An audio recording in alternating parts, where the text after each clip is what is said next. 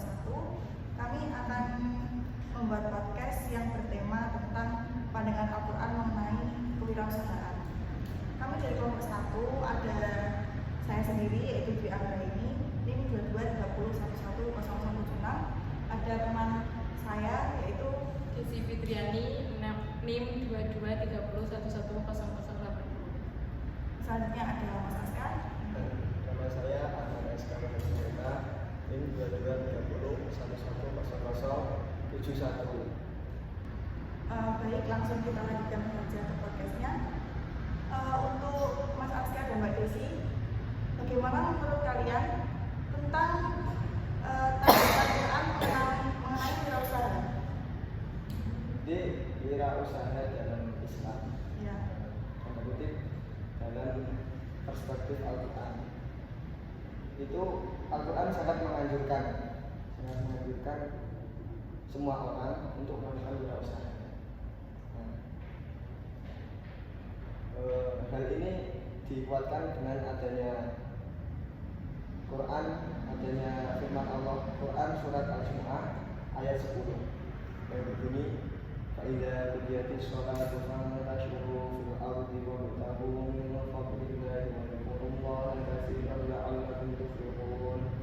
Jadi ayat ini itu memerintahkan manusia untuk melakukan wirausaha. Makna asli surat ini yaitu Allah menyuruh kita untuk bertebaran di muka bumi.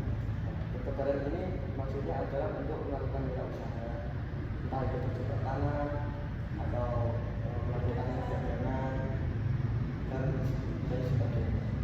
Jadi di dalam Al-Quran sendiri itu sudah mengajarkan kita untuk melakukan wirausaha ya Mas?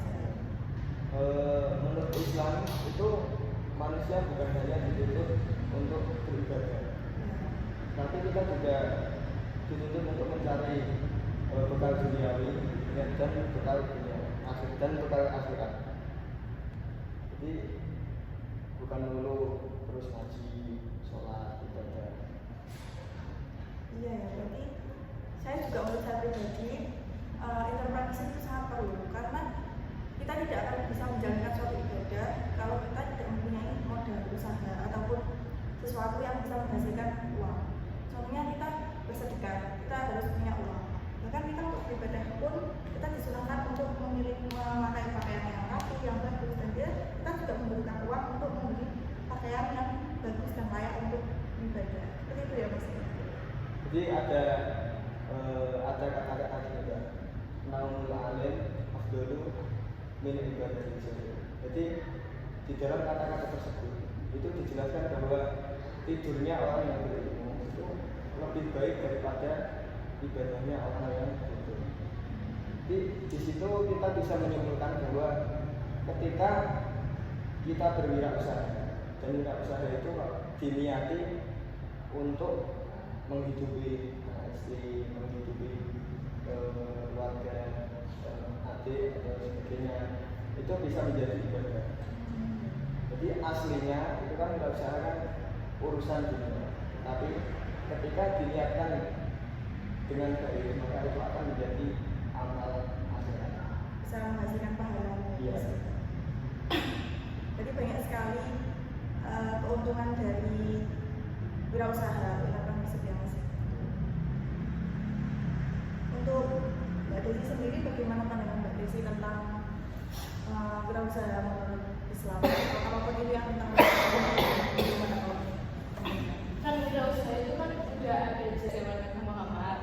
Terus juga beliau kan dari dulu mata pencariannya juga berdagang.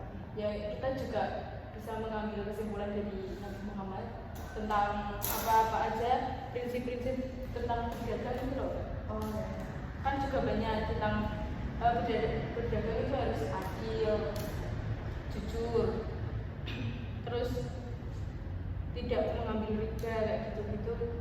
Itu kan udah diterapkan dalam zamannya Nabi kayak gitu sih. Terus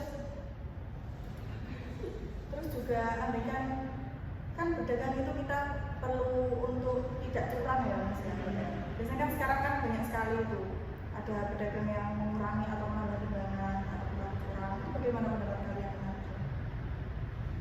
Jadi dalam Islam pun itu berbuat curang tidak boleh, walaupun itu dari segi pedagang atau dari segi lainnya itu sudah tidak boleh. Apalagi kalau kita mencurangi orang lain. Jadinya tidak boleh. Kalau misalkan pedagang ya yang jujur, mereka itu bisa merugikan pihak yang lain gitu ya. Kalau jejak rekam Nabi Muhammad itu dulu itu bagaimana? Dia itu sosok seperti apa? Jadi untuk jejak rekam Nabi Muhammad sebelum menjadi nabi, sebelum diangkat menjadi rasul itu beliau sudah berdagang. Beliau sudah contoh pada waktu kecil ketika diajak oleh pamannya beliau diajak pergi ke Syam. Yang sekarang